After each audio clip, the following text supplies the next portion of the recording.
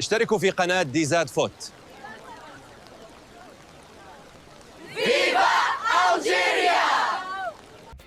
السلام عليكم ورحمة الله تعالى وبركاته. خاوتي راح نحكيو على خالص مراح وكل ما قدمه هذا الجوهرة ضد نادي خطاف الإسباني. شوف هذه الركنية، هو المنفذ الأول للركنيات، ركنيته دقيقة وخطيرة جدا. شوف هنا كفاية يلعب، يتقدم للأمام، يفتح اللعب على الجهة اليمنى، عنده قدرة كبيرة على بناء اللعب، على استرجاع الكرات. نفس الشيء هنا، يمد الكرات ويتحرك ما شاء الله على خالص مراح. شوف هنا على الجهة اليسرى، شوف كيف يتوغل، شوف كيف يراوغ بين اللاعبين ويتحصل على ضربة جزاء. صراحة جوهرة حقيقية.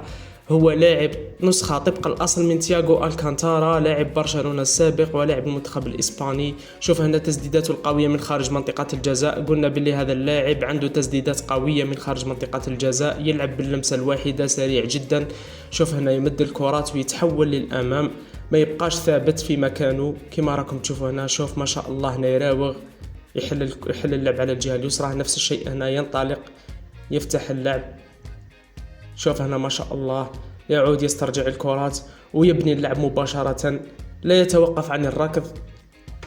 هنا شوف كيف يرجع للخلف، يعود هو اللي يبني اللعب، هو اللي يحرك الهجمات. لمسة واحدة فقط، شوف ما شاء الله من لمسة واحدة يصنع الخطر وتتحول كل الكرات لهجمات خطيرة لليون. لاعب يعرف وقتاش يراوغ، يعرف وقتاش يهدأ اللعب، يعرف وقتاش يرجع للوراء، يعرف وين يصعد للامام. شوف هنا هذه التمريره المفتاحيه الرائعه لزميله على الجهه اليسرى. هنا كان متراجع في الخلف، يشد لابال يطلع للامام. ما شاء الله صعيب باش تتك الكره من خالص مراح، وهنا يستفيد من مخالفه.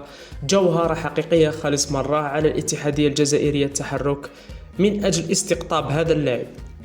شاركونا بآرائكم في التعليقات حول خالص مراح، ولا تنسوا دعمنا بلايك، اشتراك وتفعيل الجرس ليصلكم الجديد والمزيد دوما. سلام.